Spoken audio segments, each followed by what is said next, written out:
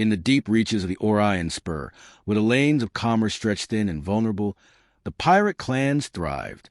They were the carrion birds of the void, living off plunder, raiding unarmed freighters, and dismantling convoys that wandered too far from their escorts. For decades, their reputation was uncontested. Alien merchants spoke their names with hushed tones, and even regional patrol forces found it easier to bribe them into avoiding certain routes than face them directly. The clan survived by fear, and fear was a currency stronger than credits. Each successful raid added to their infamy, building legends of ships that disappeared without trace, of crews sold into slavery, of treasures melted down into trophies that lined the halls of pirate strongholds.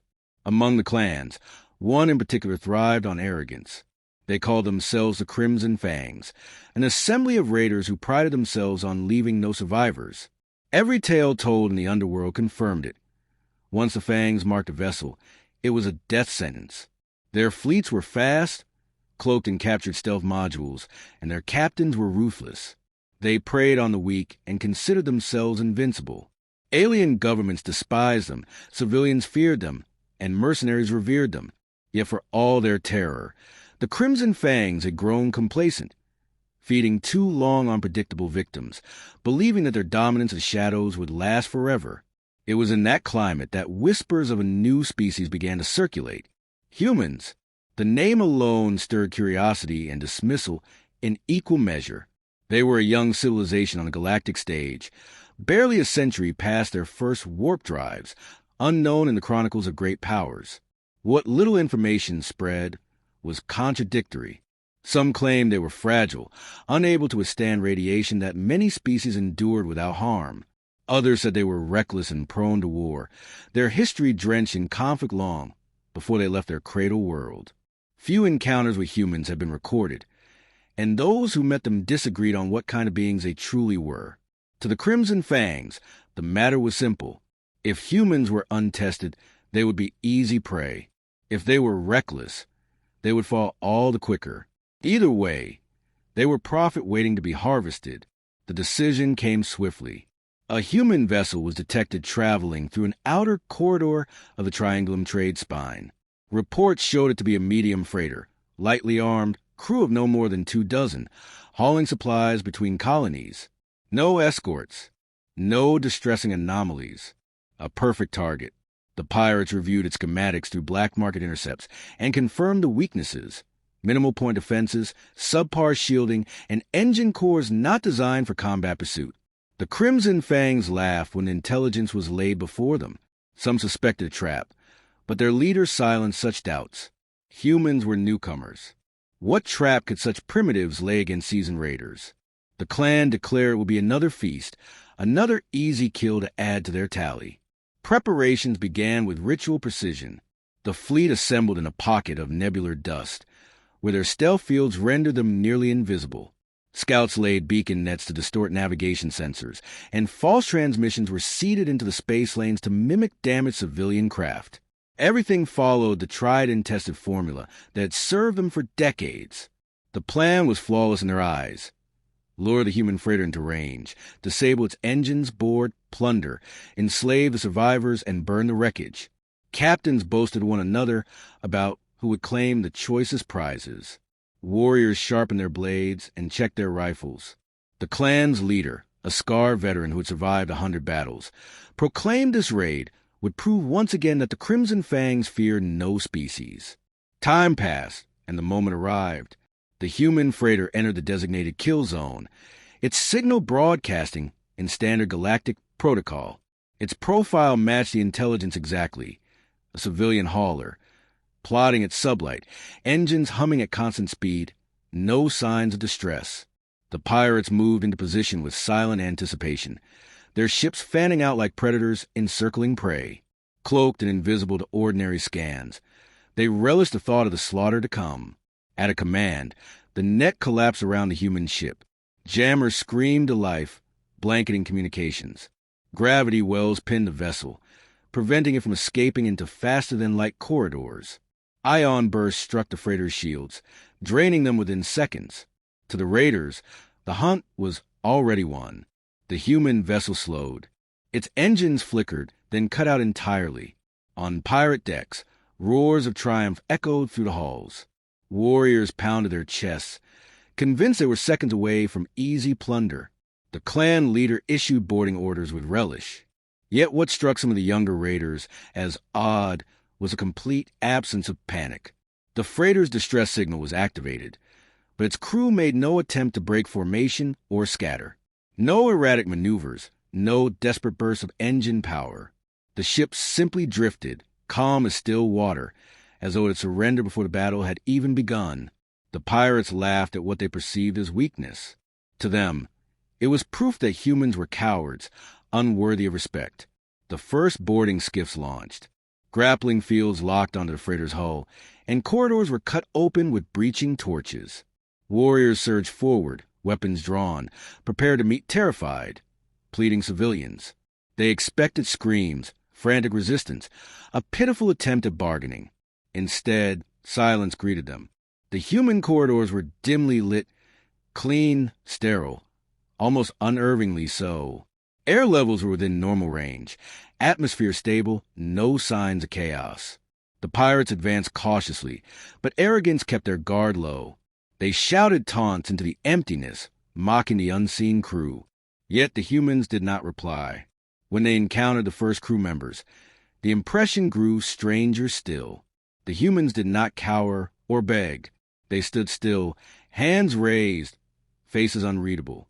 There were no tears, no frantic gestures of surrender, only calm acknowledgement. The raiders jeered, shoving them against the walls, binding their wrists, laughing at their silent demeanor. But a few among the pirates felt something unsettling stir in the pit of their stomachs. It was too quiet, too orderly. This was not how victims behaved. Yet the momentum of the raid carried them forward, and warnings were drowned beneath the weight of overconfidence. More corridors were breached. More humans appeared, each one subdued with little effort, each one calm, collected, unshaken. Some raiders mocked their supposed stupidity, declaring that humans lacked even the instinct for self-preservation. The clan leader himself laughed, calling it the easiest raid of their careers. Supplies and cargo crates were found neatly stacked, ready to be looted. Some raiders began cataloging the hull even before the ship was secured. Victory, they believed, was absolute. Their chants of triumph echoed through the stolen corridors. But beneath the surface, tension built. Observant pirates noticed the humans watching them carefully, eyes cold, unafraid. Their silence spoke louder than any words. The clan ignored the unease, drowning it in bravado. The boarding parties spread deeper into the human vessel, their overconfidence thick in the air. Pirates dragged bound crew members toward holding areas, laughing at the lack of resistance. Their boots rang against the metal floors, each step announcing their arrogance. Yet every corridor felt unnaturally quiet, every chamber too clean, every human too calm. It was as though the freighter had been prepared for this intrusion. The raiders ignored the sensation, blinded by the anticipation of loot.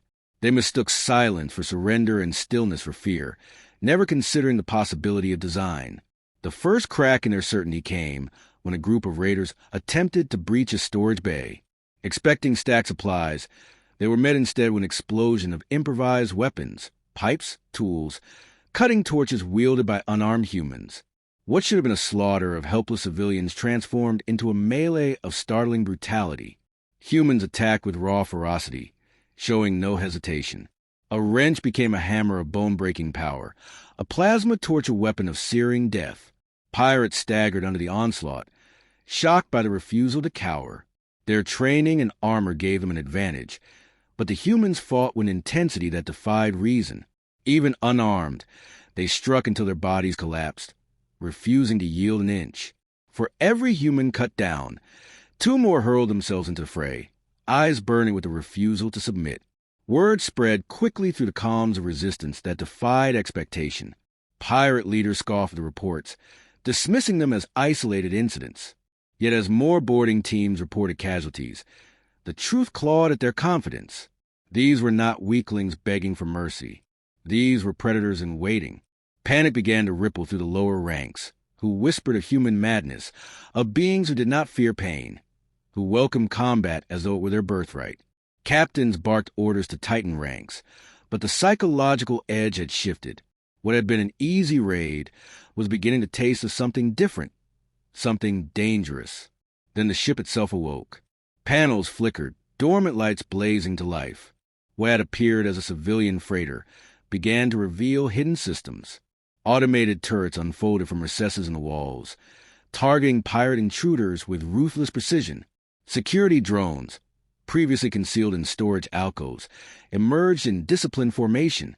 The corridors that had seemed so sterile now pulsed with electronic life, as though the vessel had been waiting patiently to spring its teeth. Pirates scrambled for cover, caught off guard by the sudden transformation.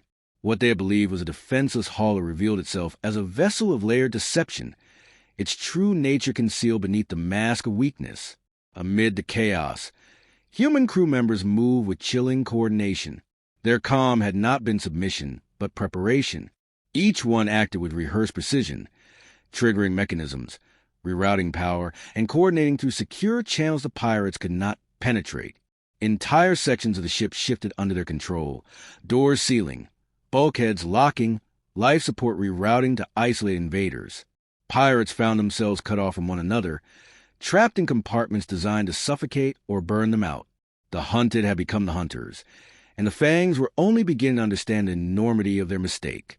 Panic set in as systems began to fail across the pirate boarding parties. Weapons jammed, airlocks refused to cycle, and their own comms filled with static as human counter-hacking disrupted their networks. Pirates cursed and shouted, unable to coordinate, their frustration mounting with every failure. The human vessel systems adapted with terrifying speed, countering each intrusion with perfect efficiency. A freighter should not have been capable of such complexity, and yet here it was, unraveling the pirate offensive piece by piece. Questions began to form among the raiders. Had they been lured? Had the humans known they would strike? The idea was dismissed as impossible, but the doubt lingered, gnawing at them. The resistance turned surgical.